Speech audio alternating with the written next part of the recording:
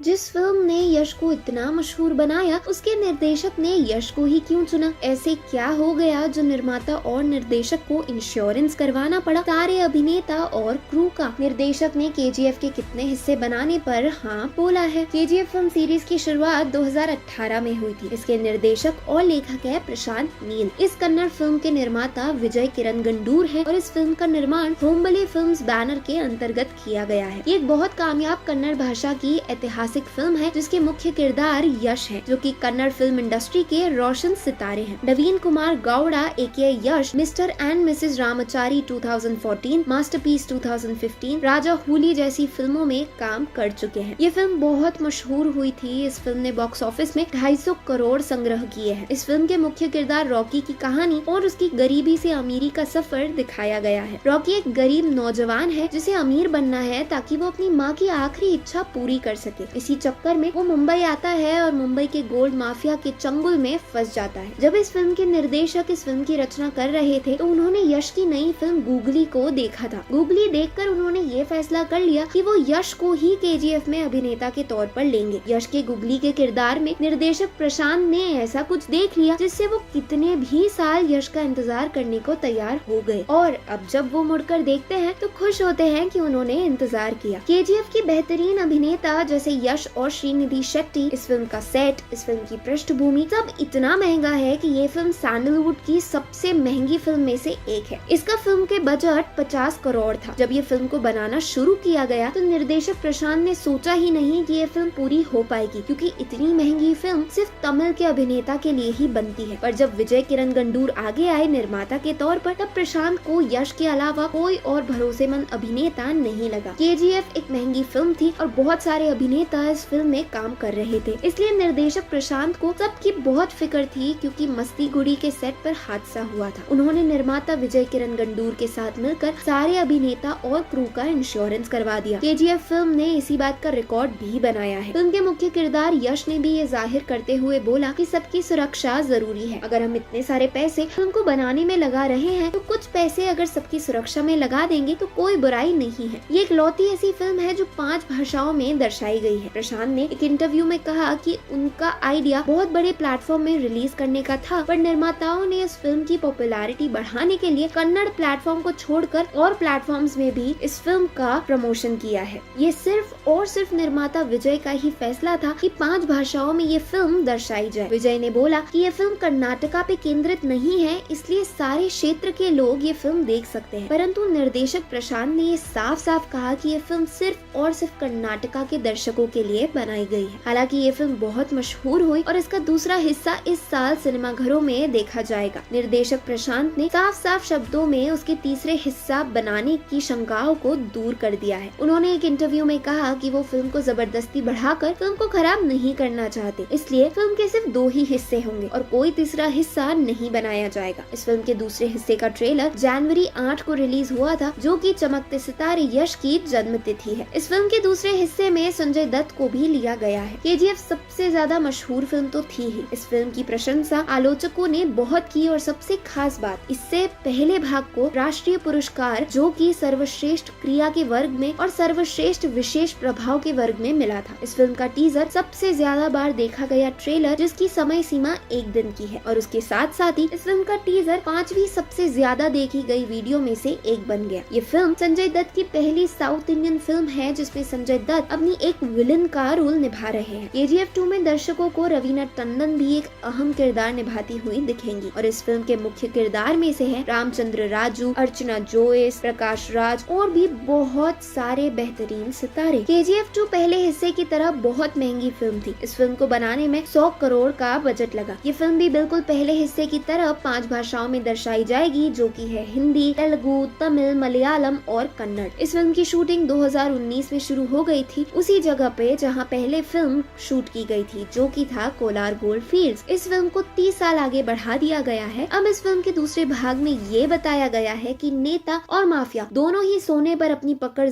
आजमाना चाहते हैं।